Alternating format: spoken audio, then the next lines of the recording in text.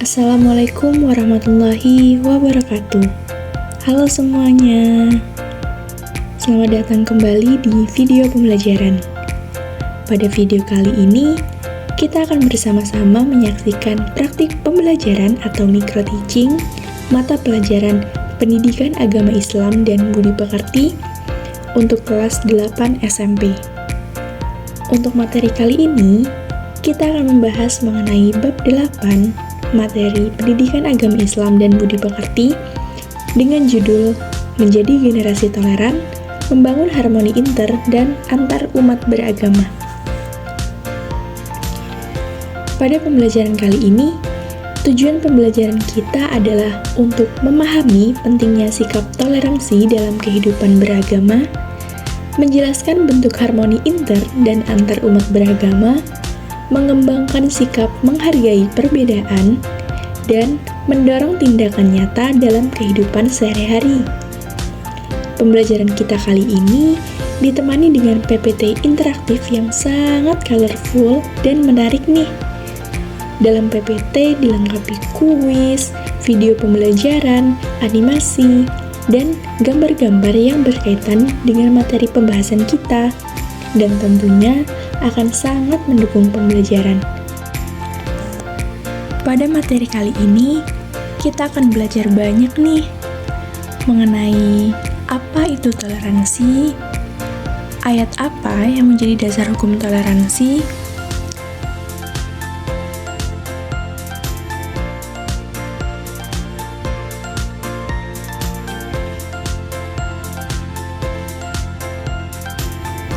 kepada siapa saja kita harus bertoleransi,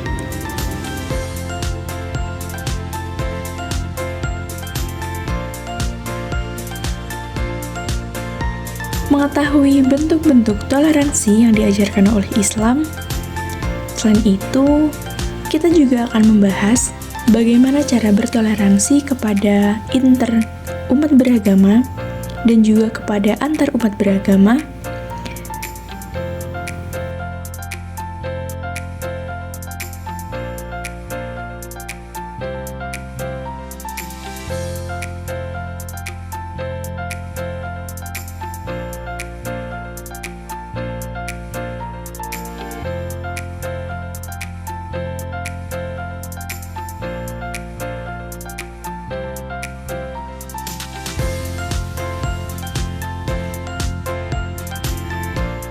Dan kita juga akan belajar mengenai kisah-kisah toleransi yang sudah dilaksanakan sejak zaman Nabi Muhammad SAW.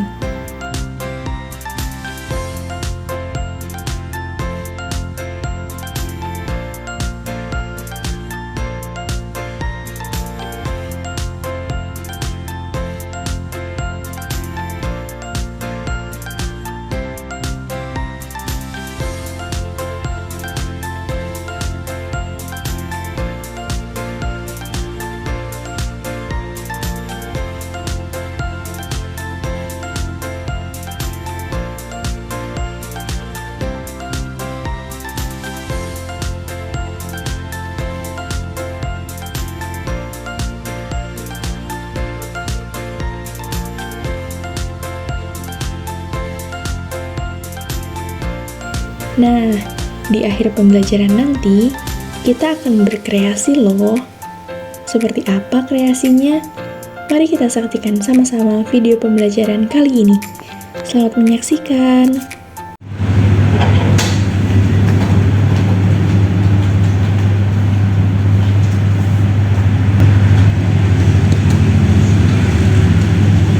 Bismillahirrahmanirrahim. Assalamualaikum warahmatullahi wabarakatuh. Waalaikumsalam warahmatullahi wabarakatuh. Selamat siang anak-anak. Selamat siang guru. Gimana kabarnya hari ini? Alhamdulillah. Luar biasa. Selamat Allah. Alhamdulillah. Gimana, sudah siap untuk pelajaran PAI dan Budi Pekerti hari ini? Sudah Bu. Sebelum itu Ibu absen dulu ya. Atau siapa yang nggak berangkat hari ini? Lilis Bu. Kemana Lilis? Sakit. sembuh ya kalau gitu. Amin. Oke, langsung saja kita masuk kepada bab 8 untuk pertemuan kali ini, yaitu menjadi generasi toleran, membangun harmoni inter dan antar umat beragama. Nah, sebelumnya ada yang udah tahu belum apa sih toleran itu? Saling menghargai Bu Guru. Saling menghargai, Saling menghormati. saling menghormati. Ada lagi?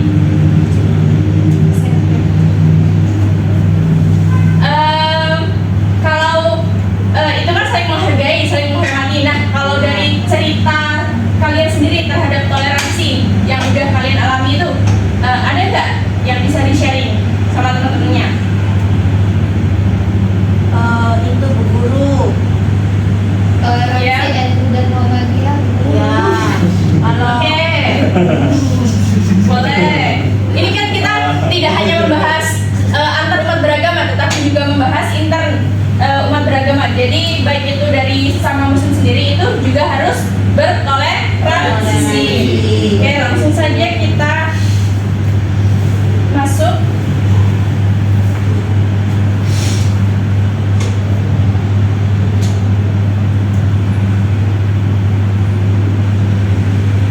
Nah, sub pembahasan kita yang pertama yaitu mengenai apa itu toleransi.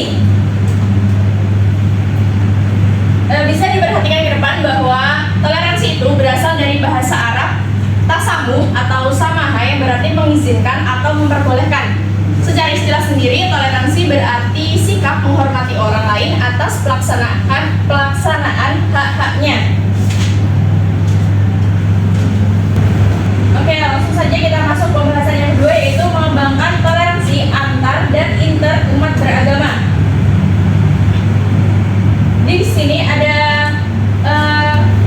dasar hukum, ayat yang menjadi landasan pentingnya pelaksanaan toleransi. Mungkin ada yang mau membaca? Bisa? Artinya apa? Artinya. Ayatnya. Oh, masuk belum? Ayo. Ayo. Mulai masuk belum? Boleh tolong dibacakan? Bismillahirrahmanirrahim. La ikraha fid-din, qad tabayyana ar-rusydu minal ghayy. Man yakfur bit-taghut wa yu'min billahi faqad istamsaka bil-urwatil wuthqa. Allahu sami'un 'alim. Oke, untuk artinya Mas Sultan. Tidak ada paksaan untuk memasuki agama Islam. Sesungguhnya telah jelas jalan yang benar daripada jalan yang sesat. Karena itu barang siapa yang ingkar kepada Tauhid dan beriman kepada Allah, maka sesungguhnya dia telah berpegang kepada bubul tali yang amat kuat yang tidak akan putus. Dan Allah Maha mendengar lagi Maha mengetahui. Surat Al-Baqarah 25. Terima kasih Mas Ulum dan Mas Sultan. Di sini dijelaskan dalam Quran surat Al-Baqarah ayat 256 mengenai dasar penegakan atau dasar pentingnya pelaksanaan toleransi di dalam kehidupan beragama. Nah, yang perlu kita ketahui bahwa toleransi itu kepada siapa saja, apakah hanya kepada agama selain agama kepercayaan kita atau juga kepada agama sesama kita. Nah, di sini diperhatikan yang pertama itu ada toleransi kepada antar umat beragama. Nah, di Indonesia ini ada berapa agama? Ada 6 Bu. Ada 6. Yang pertama ada Islam. Lalu Hindu, Kristen, kan? Konghucu dan Protestan. ya, Protestan. Oke, nah itu merupakan agama kita sebagai di sini Islam semua kan? Masya Allah. Iya Bu. Saya nonis Bu Sabrina. Ya. Ya, saya nonis. Astagfirullahaladzim. Nah, karena mayoritas di kelas ini Islam dan ada Mas Nizar ini sebagai Kristen saya Bu. nonis. Ya. Karena rata-rata teman-teman ini Islam, jadi teman-teman harus menghargai keyakinan yang dianut oleh Mas Nizar. Begitu juga Mas Nizar harus menghargai keyakinan yang dianut oleh teman-teman. Nah, yang kedua ini ada toleransi toleransi kepada interumat beragama. Seperti yang kita ketahui bahwa di Indonesia ini memiliki banyak organisasi meskipun itu tetap dalam ranah Islam. Nah, kemudian kita masuk pada materi kebebasan beragama dalam Islam dan toleransi antar umat beragama. Di sini ada bentuk-bentuk toleransi yang diajarkan oleh Islam. Mungkin Mas Sultan bisa sebutkan dari 1 sampai 3 atau bentuk-bentuknya? Oke, 1. Menghargai keberadaan agama selain Islam. 2. Menghormati keyakinan dan simbol kesucian agama lain. 3. Bekerjasama dengan pemeluk agama lain. Nah, terima kasih. Di sini bentuk-bentuk toleransi itu yang pertama itu menghargai keberadaan agama selain Islam seperti yang kita contohkan tadi. Nah, yang kedua itu menghormati keyakinan dan simbol kesucian agama lain. Nah, yang ketiga itu bekerja sama dengan pemeluk agama lain. Kita sebagai umat Islam tidak boleh mengasingkan orang yang memiliki kepercayaan selain Islam. Jadi tetap harus bekerja sama. Selanjutnya, ada keragaman umat Islam dan toleransi interumat beragama. Di sini ada 7 jenis keragaman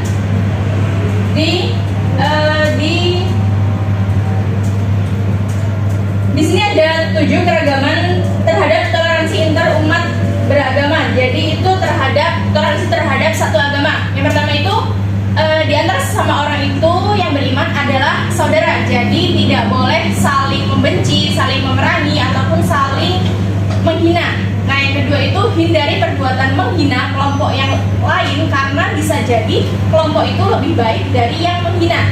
Yang ketiga itu hindari perbuatan saling mencela.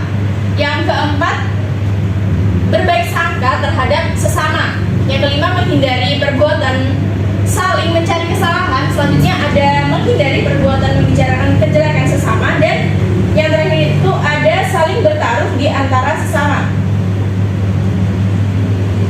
Kemudian ada praktik toleransi umat Islam sepanjang masa. Karena di Islam sendiri itu toleransi, jadi toleransi itu tidak muncul akhir-akhir ini, tetapi sudah diterapkan bahkan sejak zaman Nabi Muhammad SAW. Di sini ada 6 contoh praktik toleransi yang bisa dikatakan itu sepanjang masa. Nah, yang pertama itu Mas Aldi bisa tolong dibacakan? Contohnya yang pertama, Nabi Muhammad tidak memaksa Abu Thalib memeluk Islam. Boleh dijelaskan kenapa Nabi Muhammad tidak memaksa Abu Thalib untuk memeluk Islam? Karena Nabi Muhammad toleransi, menerapkan toleransi.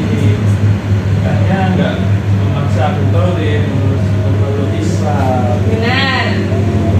Di sini Abu Thalib itu memiliki keyakinan yang berbeda dengan Nabi Muhammad, sedangkan Nabi Muhammad itu adalah penyiar atau apa namanya? Pendakwah agama Islam, di mana itu merupakan agama yang tidak dianut oleh Abu Thalib. Meskipun Abu Thalib itu adalah paman Nabi. Nah, yang kedua itu ada kaum muslimin hidup berdampingan dengan umat Nasrani di Habasyah. Yang ketiga, Rasulullah membolehkan umat Nasrani kebaktian di masjid.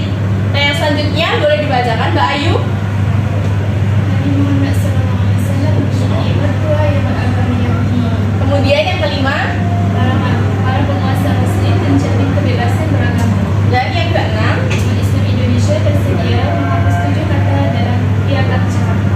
nah, yang terakhir ini berkaitan dengan negara kita, Indonesia. Di situ umat Islam Indonesia bersedia menghapus 7 kata dalam Piagam Jakarta karena di situ tertera bahwa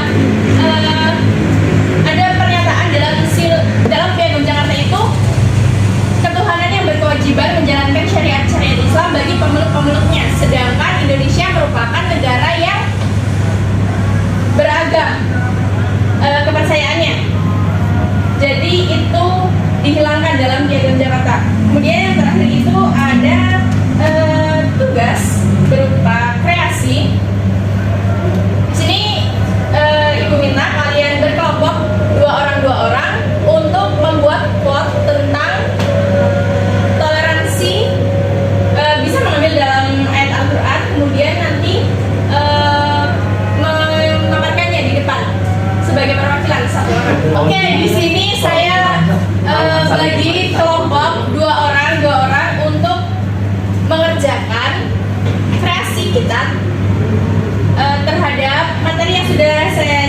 tadi yang sudah kita bahas tadi mengenai toleransi bisa diambil dari ayat Al-Quran kemudian dijelaskan ya. Kaitan. Oke, saya beri waktu 10 menit.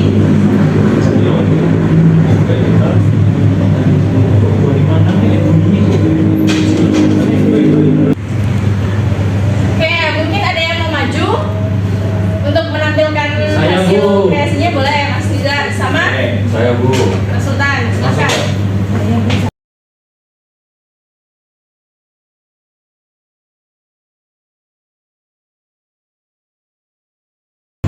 Baik, di sini saya akan menjelaskan dari pemaparan dari surat Al-Baqarah ayat 256 yang artinya tidak ada paksaan. Nah, kan saya nomis nggak apa-apa berarti agama Islam sesungguhnya telah jelas jalan yang benar daripada jalan yang sesat. Karena ini barang siapa yang ingkar kepada Tauhid dan beriman kepada Allah, maka sesungguhnya ia telah berpegang kepada bubul tali yang amat kuat yang tidak akan putus dan Allah Maha mendengar lagi Maha mengetahui. Nah, pesan utama pada ayat di atas menekankan bahwasanya kita tidak boleh memaksa atau tidak boleh dipaksa, dan bahwa setiap orang memiliki kebebasan untuk memiliki atau menganut agama yang ada di Indonesia ini khususnya. Nah, terus selanjutnya makna Islam di dalam surat ini tidak memaksa orang lain untuk memeluk agama Islam karena setiap orang memiliki hak untuk memilih jalan hidupnya sendiri. Yang ketiga, implikasi pada surat ini kita harus menghormati kebebasan orang lain untuk memilih jalan hidupnya sendiri dan tidak memaksa mereka untuk mengikuti agama atau keyakinan tertentu. Oke, terima kasih. Selanjutnya bisa disampaikan. Oke, saya mengambil surat An-Nisa ayat 94 yang berbunyi, dan janganlah kamu mengatakan kepada orang yang mengucapkan salam kepadamu, kamu bukan seorang mukmin. Kamu mencari harta benda kehidupan dunia, maka di sisi Allah ada harta yang baik. Apa pesan utamanya teman-teman? Quote ini menekankan pentingnya tidak menghakimi atau meremehkan orang lain berdasarkan keyakinan atau latar belakang mereka. Maknanya kita tidak boleh menghakimi atau meremehkan orang lain hanya karena mereka memiliki keyakinan yang berbeda dengan kita. Implikasinya kita harus fokus untuk meningkatkan hubungan baik dengan orang lain dan tidak membeda-bedakan mereka berdasarkan keyakinan dan latar belakang mereka. Oke, beri aplaus untuk Mas Iza dan Mas Sultan.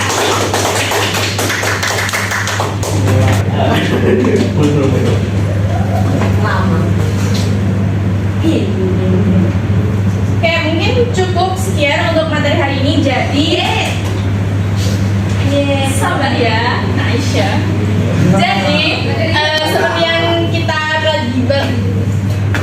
seperti yang kita sudah bahas bahwa kita harus bertoleransi kepada umat beragama, baik itu yang berbeda keyakinan dengan kita ataupun yang satu keyakinan dengan kita.